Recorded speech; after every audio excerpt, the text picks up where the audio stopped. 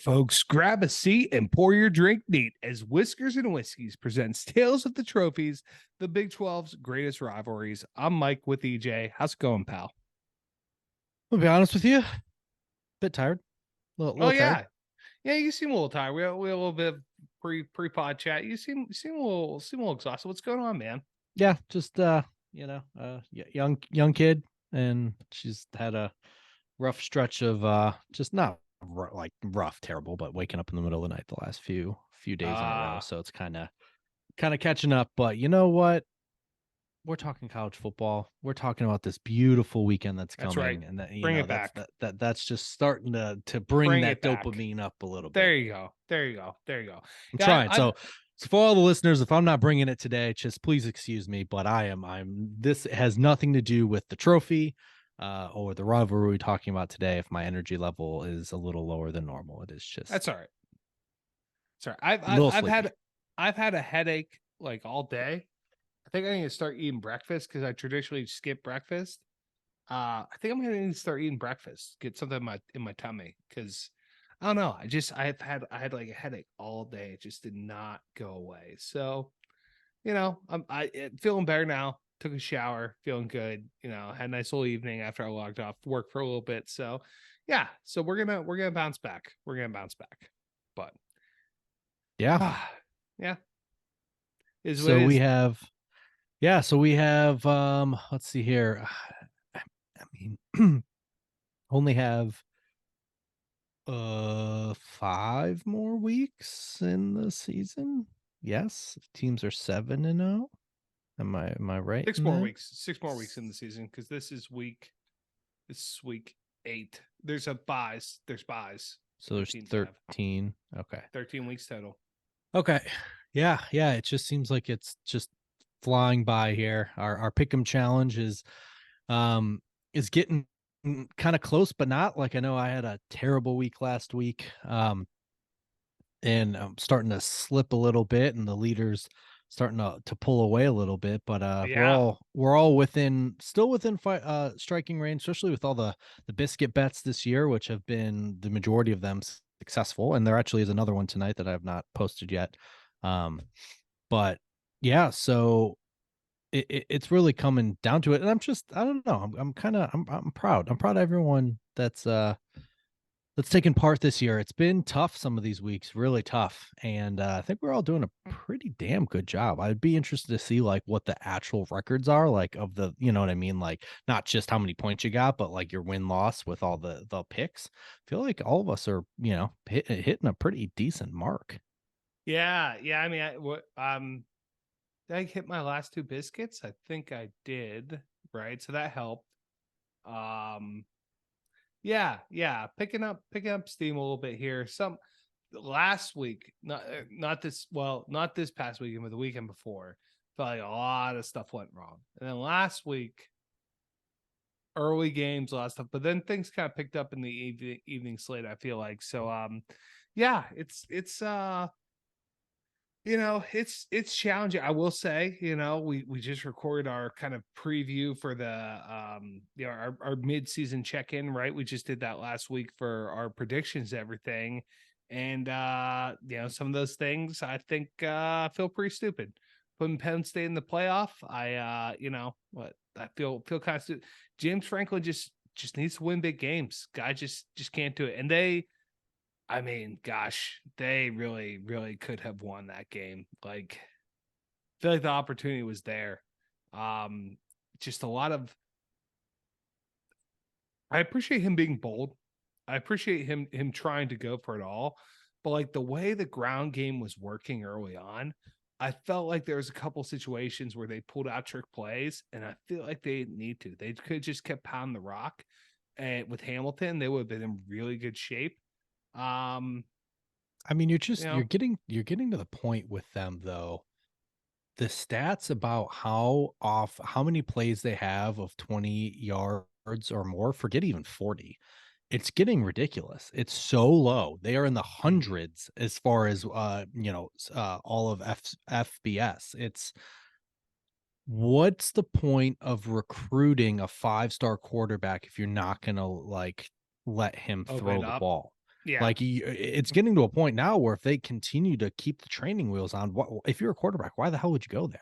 Yeah. Like Yeah. Yeah. it's just it's nonsense. You can't have such a good defense and a good offensive line and a good run game and not throw the ball downfield. Yeah. So I mean, I don't know. It's not too surprising they lost in Columbus. I think that was a pretty Yeah. likely scenario, the round robin that we talked about, where each of the big three and the Big Ten lose on the road to each other. Yeah. So that's still in play. Obviously, they were a rough call, calling back that fumble return That away was the right from that. call. That was It the right was, call. but it's like a tough Yeah. like momentum swing there. But Yeah. I mean, we'll see. It's just it's still so tough to judge Michigan because they still have not played anyone or have been put into any adversary beside off the field. So it's just like, yeah, until I see them win in Happy Valley, like it can still be a Penn State winning there and then Ohio State losing in Ann Arbor. So but yeah, that was definitely disappointing because it just felt like that was the game to see what you had in Aller. And Ohio State's Yeah. starting to let McCord throw the ball more, and it's successful because wow, they have like, you know, 2 first-round picks and one that's going to be 2 first-round receivers, a really great tight end, and one of the receivers is going to be like a top 5 pick. So I think they're starting to figure it out that, like, you know, you got to just kind of let this quarterback sling it, not just, you know, unsuccessfully run the ball. So I also just Googled, can Penn State make the playoffs? And the first thing came up was, can Penn State beat Michigan? Uh, that's pretty funny. That more people are worried about that. But let's see. I think that they still have a shot. Well, that's what I'm curious about. How Penn State can make it to the Big Ten championship game. they It's not I okay. think we had talked about it, like because of their weak schedule, weak in quotations, because they drew Northwestern as the one of the West Big Ten West crossovers. They would lose that tiebreaker between the three of them. Yeah, So Penn State's yeah. Wait, hold on. Oh, wait, hold on. Penn State's non-divisional opponent. So the fifth tiebreaker is the cumulative record against non-divisional conference opponents. Penn State's were Illinois, Northwestern, and Iowa. Uh and it's like Illinois is not having a great year. I mean, Northwestern's doing a little better, I guess, right? They won at least one or two. So it's yeah. not like an offer, but I have to imagine that I think Michigan had, I mean, Minnesota's not great, but I think they still have a third win, and Nebraska's going to probably have a third win, fourth win, you know. So Mm-hmm. I mean, I'm not sure who Ohio State drew on the West this year. Wisconsin, I think they play Wisconsin this week actually in Madison. So Let's see. Ohio State has Minnesota.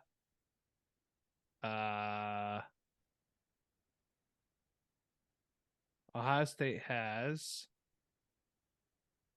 let's see, Wisconsin, Iowa, and Minnesota.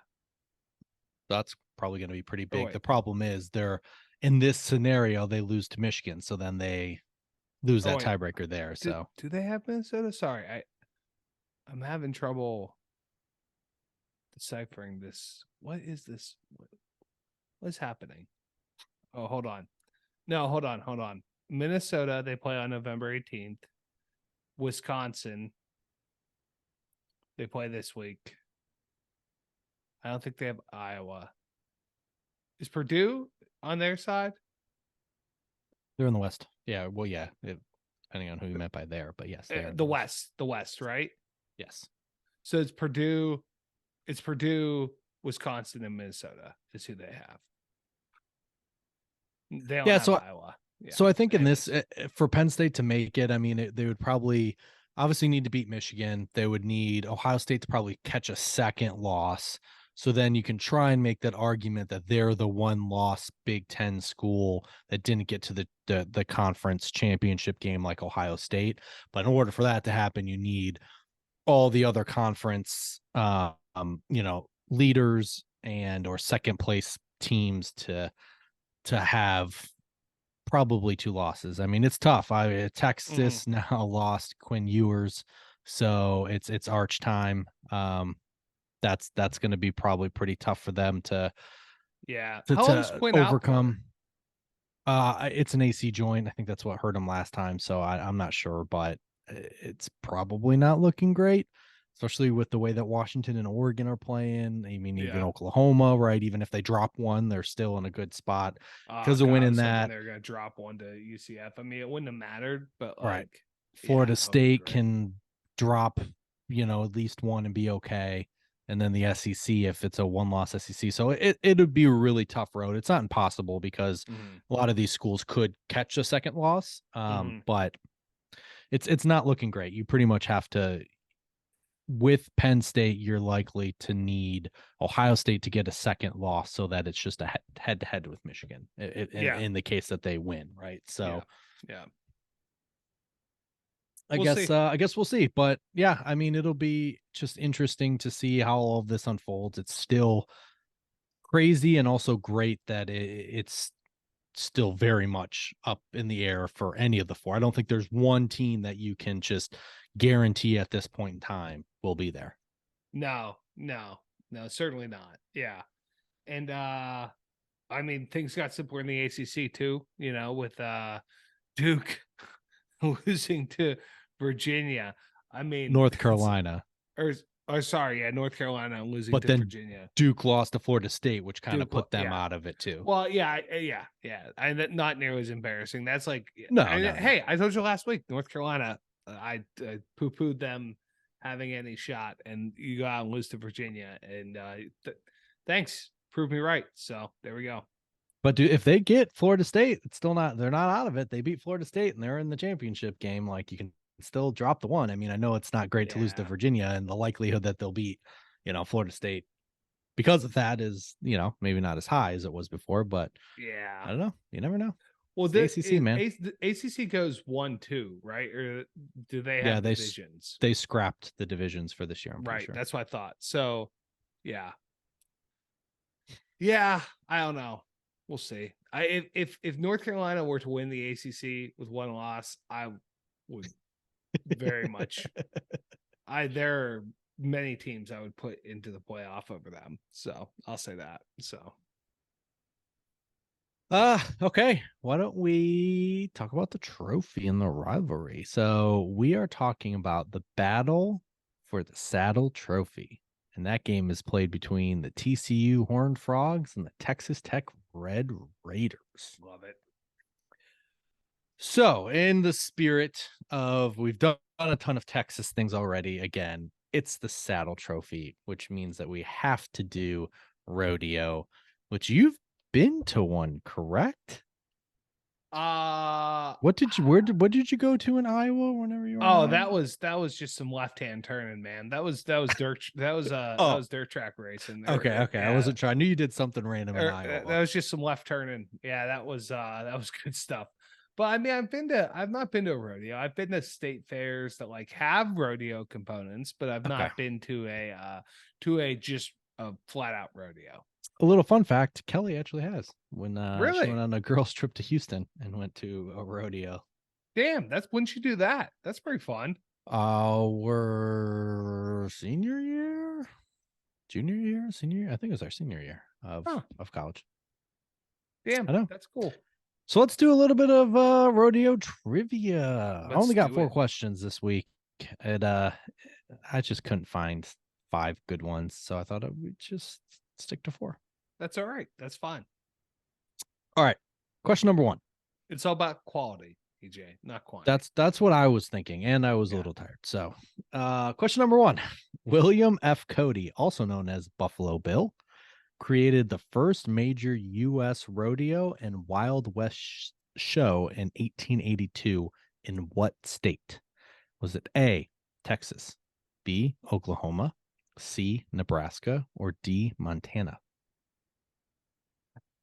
So whenever I went to Colorado as a kid, there was a Buffalo Bill, or there was, I don't know if it was a Buffalo Bill museum or if it was I don't know if it was a museum just for him or if he was featured prominently or what.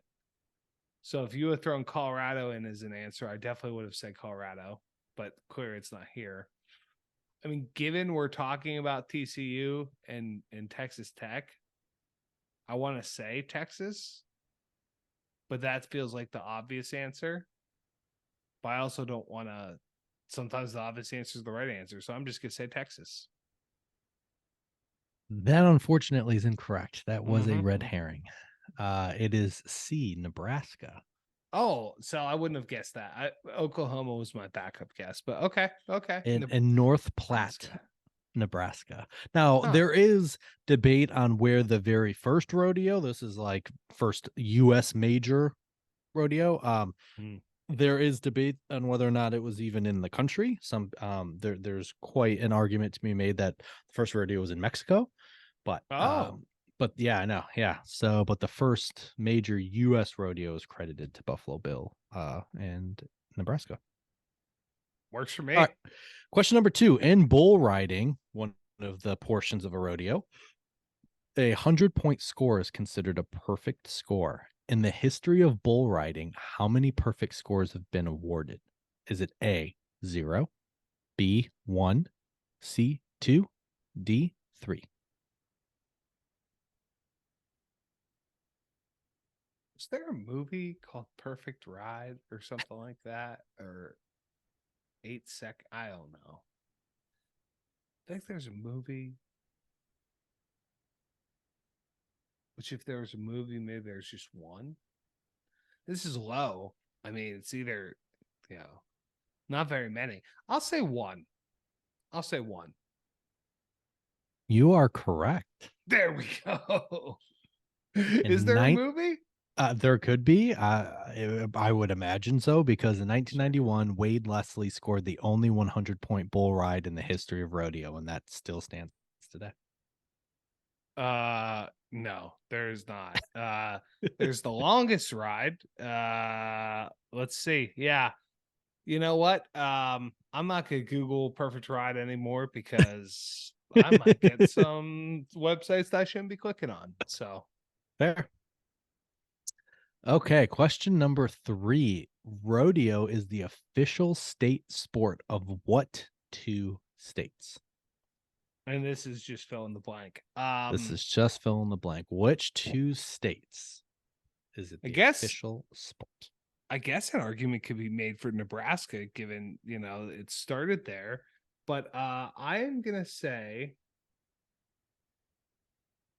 I'm gonna say just Texas and Oklahoma. That sounds good. That feels good. I would say that my if I had to give a backup answer, New Mexico is also in my brain. Could just be because of New Mexico being the first. But let's go Texas and Oklahoma. So one of those is correct. The other one is not. Okay. So Texas is, which is Okay. pretty crazy considering football and all the other sports, baseball. That's pretty popular in Texas. But the other state is Wyoming. Oh, that okay. The Cowboys. Yeah, there we go. All right. All right. And question number 4. This 9-day rodeo, which takes place in late July, is the largest outdoor rodeo in the country. What city does it take place in? Is it A, Cheyenne, B, Casper, C, Dallas, or D, Austin? Shocker that it's in one of the 2 official states. Yeah. Oh. I mean, I want to say I don't think it's Austin. Mm, is there more space in Austin? But Dallas, that just sounds right. But Dallas is very metropolitan. I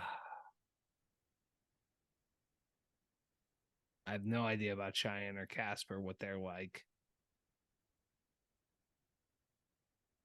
Let's say let's do Dallas. Dallas. Yeah. Well, Mike, if you were to go to Cheyenne in July, you would know what it's all about. Is it Cheyenne? It is hey, the Cheyenne Frontier Days is dubbed as the daddy of them all rodeo. Yeah, there we go. I Cheyenne was the one I was thinking, like especially given it's a state sport. Like God, But you know what? I just really wanted an answer to be related to Texas. I mean, I guess Texas. I went for Texas on 3 of these 4 questions, so didn't really turn out for me too well. So That's all okay, right. all right, You still nailed the one though. You yeah, still nailed that's the true. perfect score. I got the perfect score. So there we go.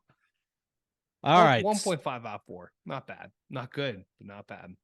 This is the saddle trophy. Hmm. So I want you to tell me what you think this looks like. Gosh. Well, I'm guessing it's a saddle. But what type of It's fair. saddle It's is the fair. question? Fair Yeah. guess.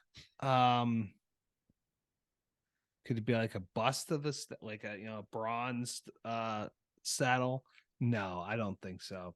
I think that this is a like a nice like just like a leather saddle, leather, some type of like animal hide. I hope it sits on something, some type of like base with like the scores on it, and you take the saddle off, parade it around the field. That's what I'm thinking. That's what I'm thinking. It's probably like a brown leather, maybe with some bronzed parts of it. That's what I'm thinking as far as the Okay. saddle goes. All right. We will see if you are correct in a little bit. So I want to give you a little bit of history of the rivalry. So the first matchup between these two schools was in 1926. TCU won that match 28-16 and ended up winning the first 5 meetings. However, Texas Tech holds the overall series lead, 32 wins to 30 losses to 3 ties. So very even. The teams have met on the gridiron in 63 games since 19. Or it's not 63 anymore, 65. 65 games since 1926, but the trophy wasn't introduced until 40 years later. This game is also referred to as the West Texas Championship. The rivalry's name was coined from Lubbock's geography and Fort Worth's motto, where the West begins. Nice. Yes, because Lubbock is in the middle of nowhere. Like you think, like Texas is obviously huge, but the Yeah. majority of it is central to east, right? You have Yeah. a little triangle with the major cities there, and then you kind of have like Waco's kind of in the middle of nowhere ish, but still in the realm there. Lubbock is just by itself Out there. Yeah. out there. All right, scroll down. Tell me what you see. Let the listeners know Oh yeah. Oh yeah. what this There we bad go. boy looks That's like. nice. That's nice. So it's like a wooden I guess like a little like hobby horse like stand with with a leather saddle on top of it. Ooh, and it has etched into it West Texas Championship. The little like stand has it's a wooden stand. It has West Texas Championship etched into it. There are little plaques for each year in which the game was played. And I really like this touch. There's it's vertically Tech, and at the C, a horizontal TCU intersects with the C, and then the TEH in Tech is red, and then TCU is purple. That's a nice color combination, by the way. Purple and red, purple and orange. That's great. Oh, and then on the saddle too, they have the same little logo there of Tech and TCU. And it's nice, like Western font that's embroidered onto the saddle, into the seat. So there's West Texas Championship, and then Tech and TCU, that little logo embroidered into the seat. And it's like a nice like caramel colored leather, and then the embroidery is like a nice dark brown mahogany type of leather. This is it's a nice looking saddle. I mean, I'll tell you that right now. It comes in its own carrying case, like a wooden box carrying case. And yes, they do parade it around the field. This is nice. I like this. This is nice. This is a nice trophy. It is. It is a really good one. I didn't appreciate that like carrying box because that has like at least I can see in one picture TCU carved in the side of it. So this It is does. very much like for this purpose, not just Yeah. some random like storage container that will transport it. So from 1926 through 1955, TCU and Texas Tech frequently played as non-conference opponents, but in 1956, Texas Tech joined the Southwest Conference, and the teams played annually as conference opponents, except in 1957, as Texas Tech was not a full member of the Southwest Conference until 1960. And that those two were conference foes until the conference dissolved in 1995. After it dissolved, the teams played a home and home series in 2006 or in 2004 and in 2006, with the home team winning each time. So Tech in 04 and TCU in 06. And then in 2012, TCU joined the Big 12 conference and the teams renewed their annual rivalry. So this has been a nice little back and forth. And this is also a rivalry that has and will survive conference realignment, which is exciting Love as well. it. So the trophy, the West Texas Championship, or the Saddle Trophy, was first awarded from 1961 through 1970. During that 10-year stretch, the schools split the series evenly, 5-5, and unfortunately, the trophy was lost. And the rivalry name disappeared for decades until the moniker and the trophy were reintroduced back in 2017.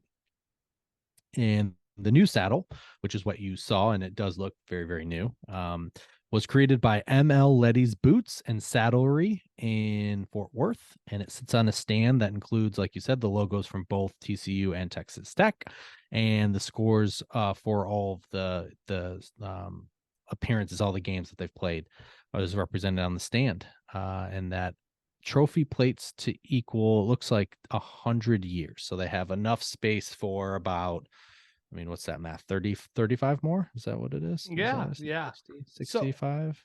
Yep. so I think it's interesting. Like ML Letty that's a great name.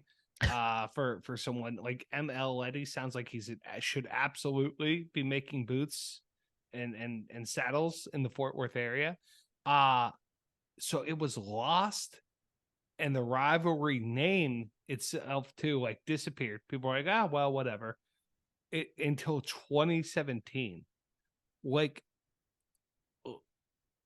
what happened there? That's a great question. And honestly, as you can see in the document and in our show notes, and as I'm about to tell the listeners, that's all I could find. And there were quite a few. Wow. Most of the articles that I could find were after the renewal, right? Like, Yeah. oh, this is Uh-huh. bringing it back. Yeah. But there wasn't a ton of like rich history on like what it looked like before. What happened in between. I mean, it's not an annual until they both join the conference. I guess they got like what I say about let's see here. Sorry, I gotta scroll. So 60 to 95. So they got about 35 years continuous, and then a gap for another 9. You know what I mean? And so I don't know if Mhm. it just was one of those things where um yeah, I don't know. I can't really explain why at Wow. least they even didn't keep the name. I can understand where it's like, oh, the trophy's gone, maybe not as big of a deal for Mhm. them, which stinks because trophies are awesome, especially when we've just had back Yeah. to back Yeah.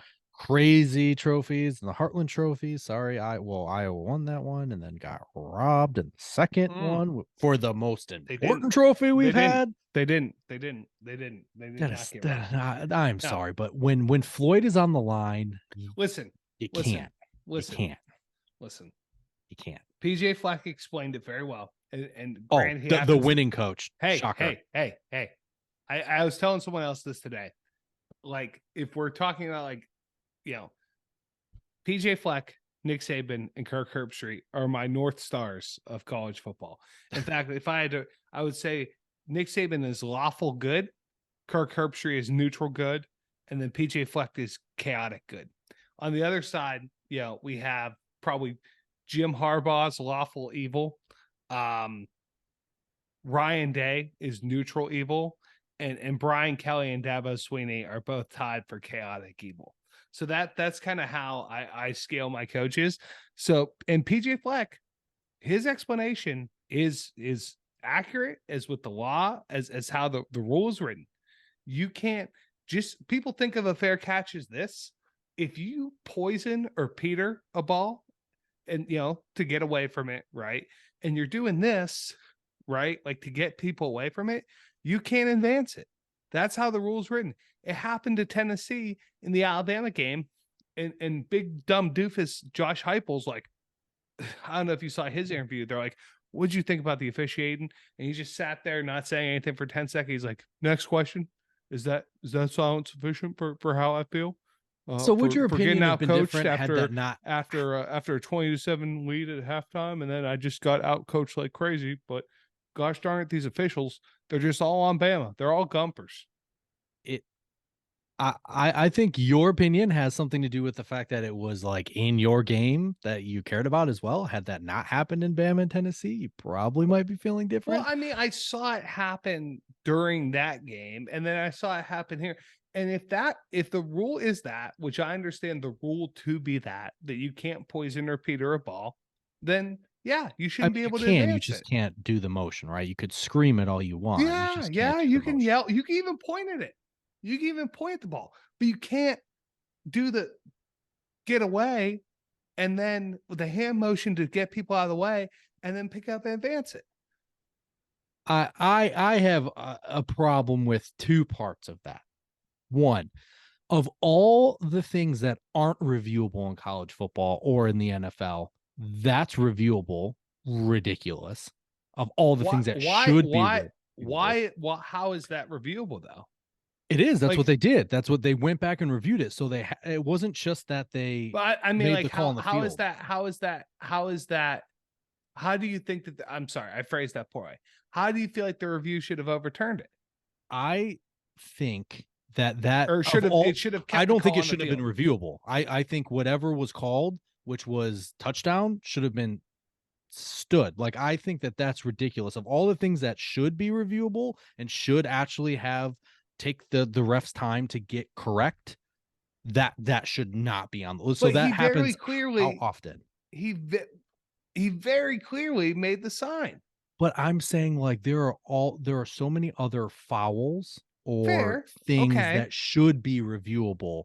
That should I'm shocked that of all the things that happens twice every 10 years, that they actually need to review a play like that, that is in the rule book of being reviewable. Well, I That mean, blows my mind versus well, other he things that still did should. the thing. He still did the thing that was illegal. So That's okay. And the fact that that's illegal, because I mean, I have a pair of eyeballs. I think there's a huge difference between a two-hand X and a one hand over the top of your head. I know that that's written in the rules, but I think there is a clear, I'm not doing this when I'm catching Because then if you're opening it up for all types of, like, because someone could go like this and they could be like, no, I was going like this, that's like fine. Then they should be able to get the shit rocked out of them, is the honest truth. It should be, unless it's a clear but over the head wave, you are open to get your shit no, rocked. well, what I'm saying, if you Simple. make any hand motion other than pointing at the ball or shouting, right, then it's like that is very clear. If not, it's like, But then you you could know, make the argument. So you're saying you're tricking the team.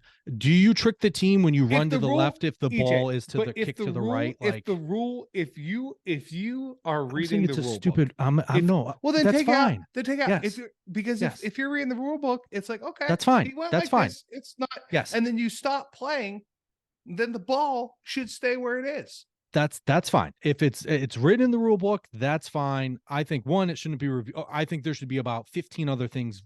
If you're going to make that reviewable, there should be plenty of other things that Fair, should be reviewable that aren't. fair, One, fair. and two, I don't think that should be written in the rule book. I think that's a stupid rule. I think there should be a very clear, like, you have to have your hand over your head, and if that's not, if you do, even if you don't make it, then they can just hit you flat But out. They but can hit there's you.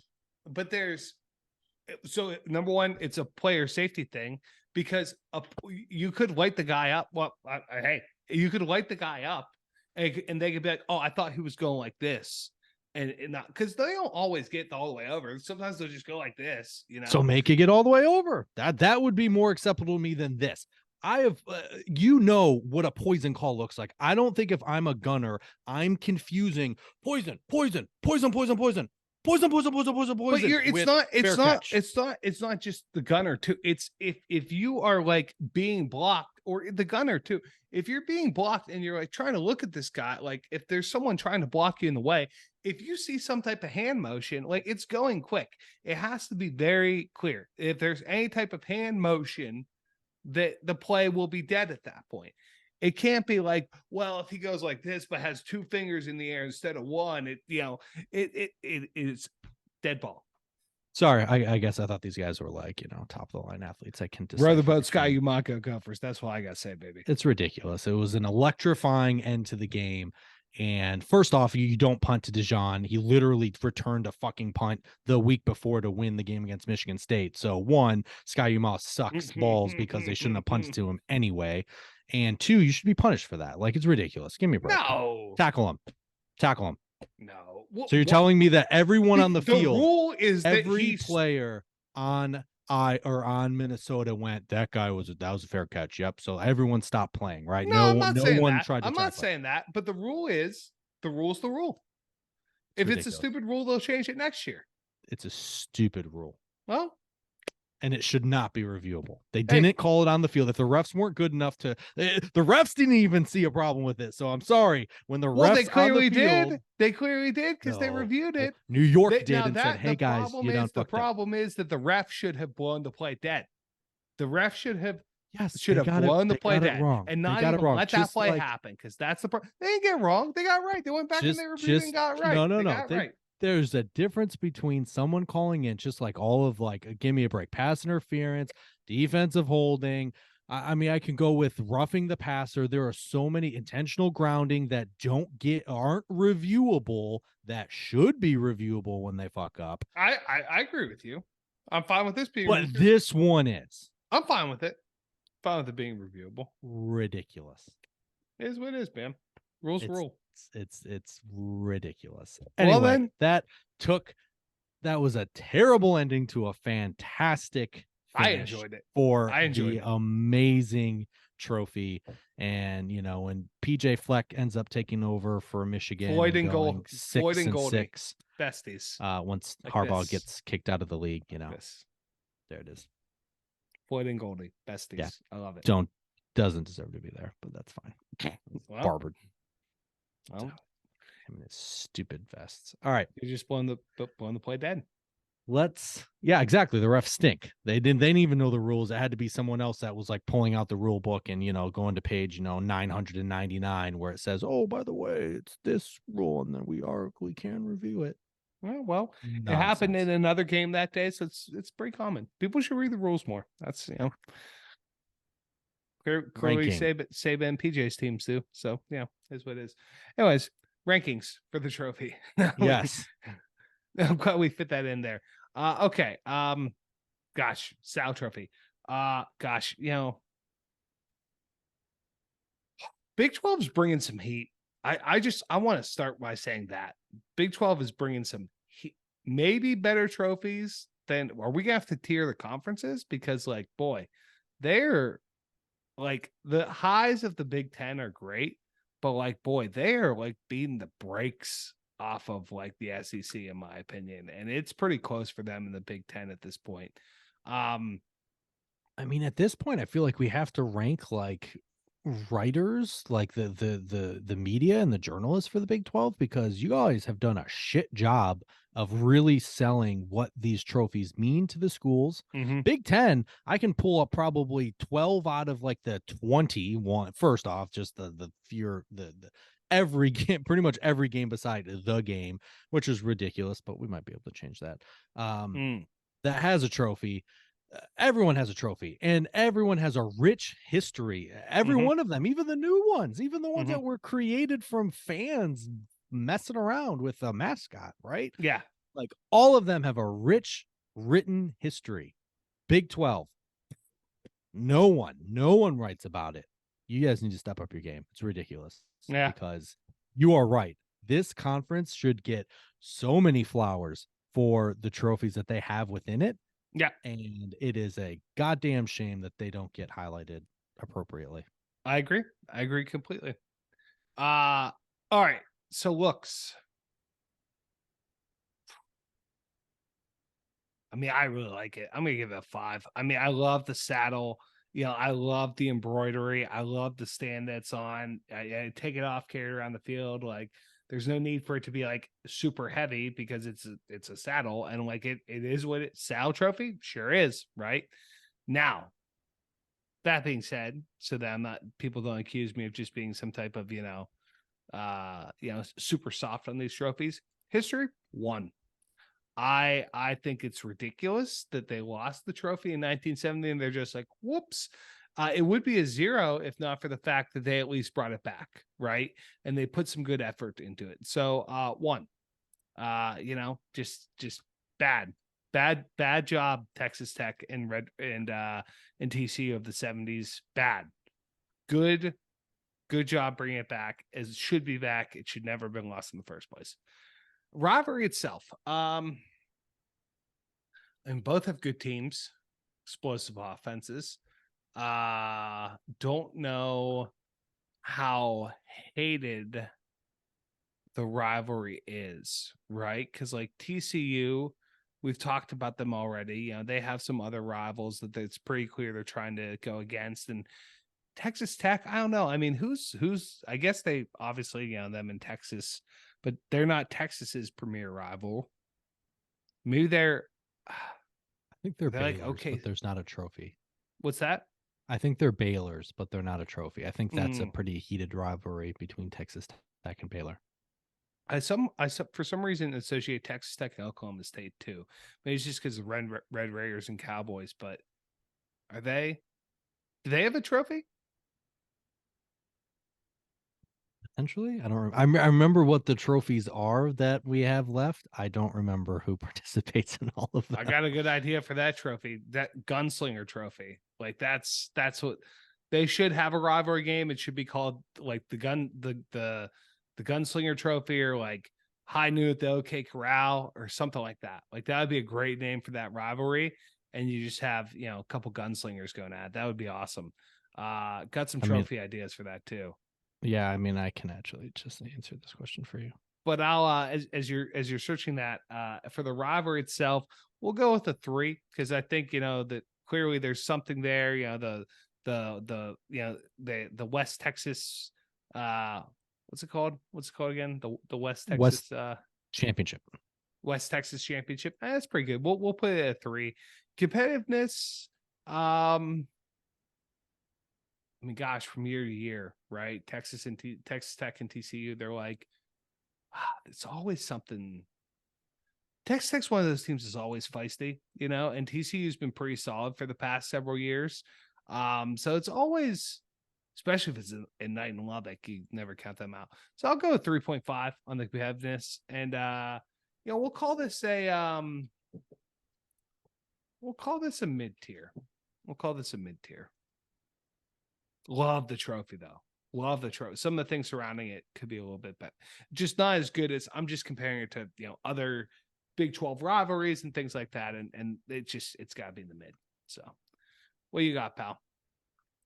Okay, yeah. I mean, for looks, this just is one of. I just feel like the Big 12 has really hurt us. They hear us. It is not Yeah. only unique, not only relevant to the state because it is the official sport.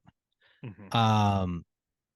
It's also looks fantastic and can come off of its mount. It's literally the only And the thing it's box. missing. We forgot about the box that comes And too. the box. It's a 5. What's missing?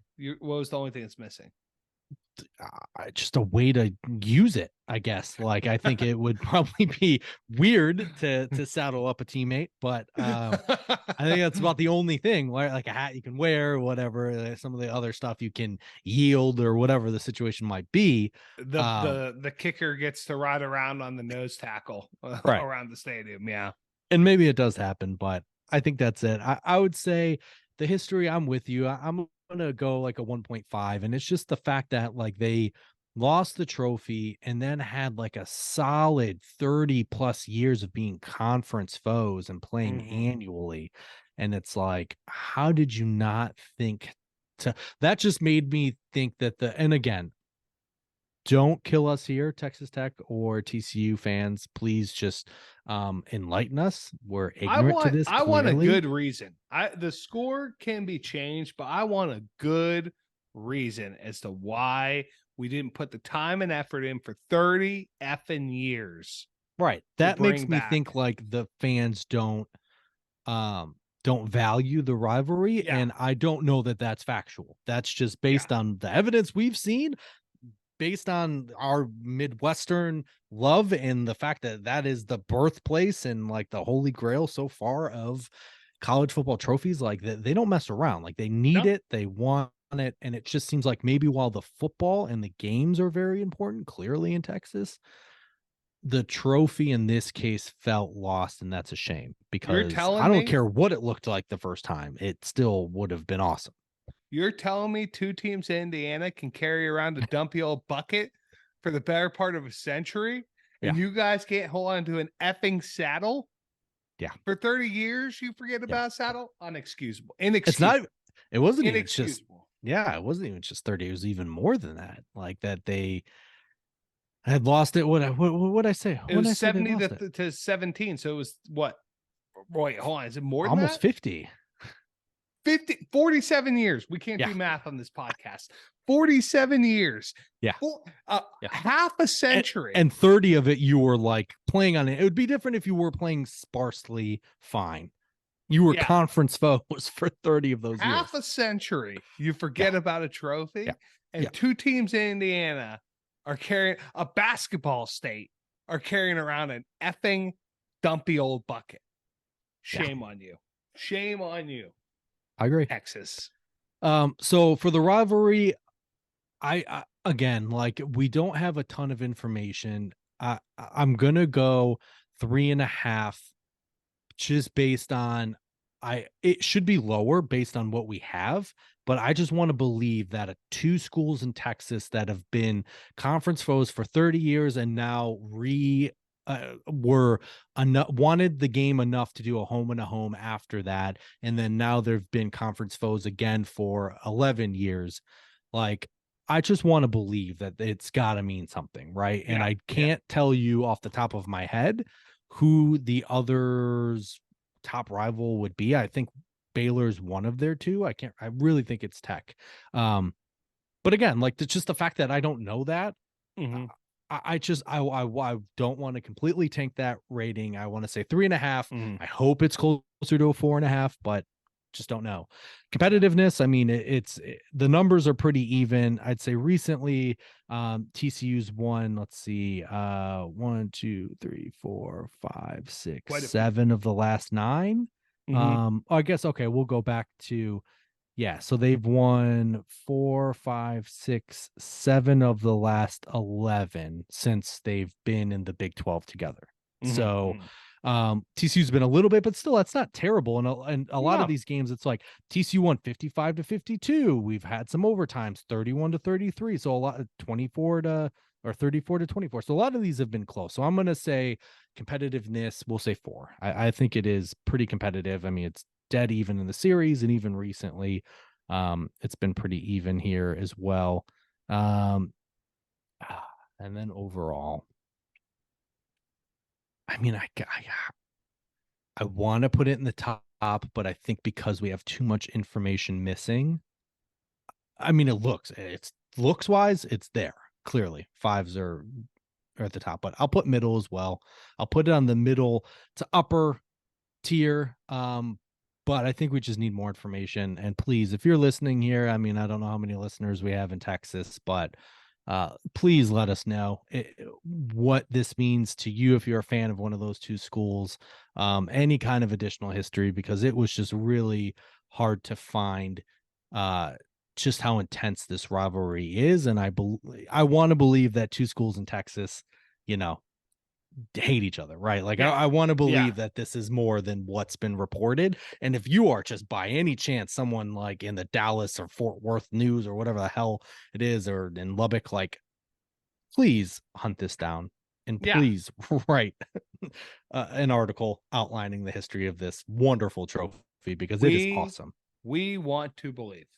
We very much want to believe. That is for damn sure. So yeah. Um gosh, I just a basketball state with a Yeah. bucket. Crazy. Anyways, all right. And then I just want to verify here. I'm fairly certain. I'm like 98% certain that this game will not be played. So because the Big 12 doesn't have conferences, they can only play so many of each other, which means that this isn't like a protected rivalry. It'll be interesting to see if they change that with their new additions.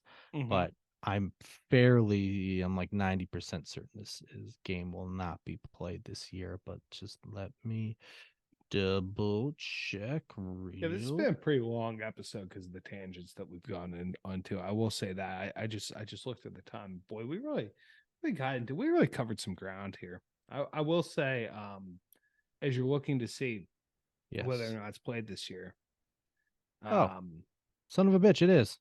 I'm glad I looked. Oh, what in the hell? Then I'm going to, oh, you know what? Hold on. Okay. So I did flag this as played this year. I see. So just for the listeners, obviously you're well aware. We really try to do these episodes the same week that the games are being played.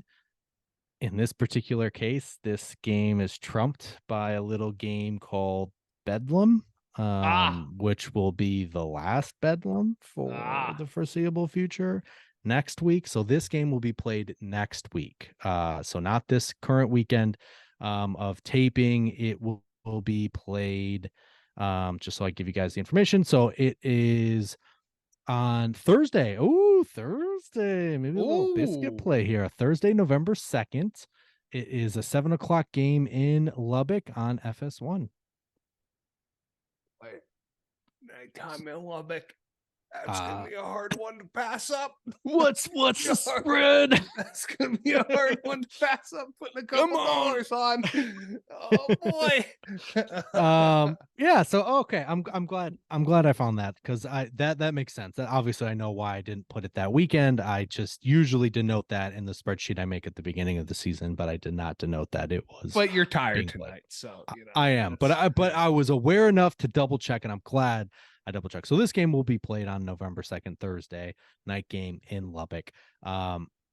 Mike, real quick before we finish here, is there anything you would change about this trophy or its presentation since we've kind of expanded this beyond just what it looks like? realistically, no. But something that'd be fun is if I'd like to see, a big like bronze statue of a bucking bronco heralding back to the rodeo, and depending upon who wins, we attach either a red raider shooting up guns or a little frog in a cowboy outfit waving a hat around. Wouldn't that just be a blast? Riding the horse like that. I think I don't know how you do it. I don't know how you No attach frog. things to bronze yeah, just have Hypnotoad attached to it. I don't know how you would attach things to a bronze statue like that, but seems like that'd be cool. I really wouldn't take that over this because I think this is really great, but I am gonna piggyback on your idea. piggyback. I think each school should have a designated, I don't know if you want to call it a statue. I don't know if I want to call it a dummy. I don't want to call it a doll. But when they win it, TCU has a frog that they place on the saddle. So they have like some sort of like, I don't want to say Velcro, but some sort of more sophisticated way to attach their logo. But it'd be like a solid 4-foot frog that gets on that saddle. And when they display it at their school, like that's it. And then the same thing for the Red Raiders, right? They'd have Well, a cowboy guns up, right? if you're just displaying it, I mean, if you Yes. just have it sitting there, you can just have the thing sit on the saddle. Like you could just have like a big doll that you essentially sit on the saddle. Yeah. Yes. I mean, that sucker's not going anywhere. Prop it No. up. Yeah. Yeah, that's what I would add. I would say like on the field, that's fine. You have the nice stand. I would hope that it's displayed in both schools when they do win it. Otherwise, it's a waste of the stand because they don't carry that on the field. They just carry. Well, they have a box. Saddle. Right. They do have a box. They just keep it in the box in the trophy case. So if you're going to put it on display, which I hope you do, just throw a little doll on there. Throw a little and name them. You know, like Frankie the Frog. I don't know what. I'm sure there's the guns up guy probably has, the cowboy probably has a nickname that we are just unaware of. But that's what I do. You know. I like that. I like that. I just anything for a frog.